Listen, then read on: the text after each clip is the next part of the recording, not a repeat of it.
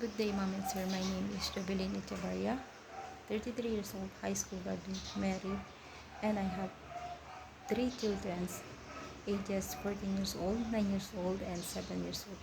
I have work experience as domestic helper in UAE for 2 years and 3 months, and I serve 4 members of the family.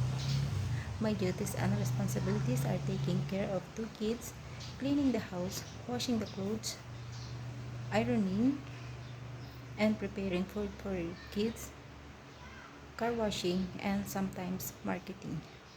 My second experience from Kuwait, I served 5 members of the family, 2 adults and 3 kids, ages 6 years old, 4 years old, and 6 months old. My duties and responsibilities are taking care of 3 kids, preparing foods, cleaning the house, ironing, washing the clothes, and marketing, and sometimes car washing. Mom and Sir, if you hire me, I will promise I will do my best.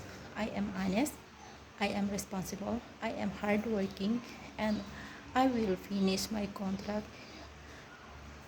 and I will stay as you needed me. Thank you and God bless.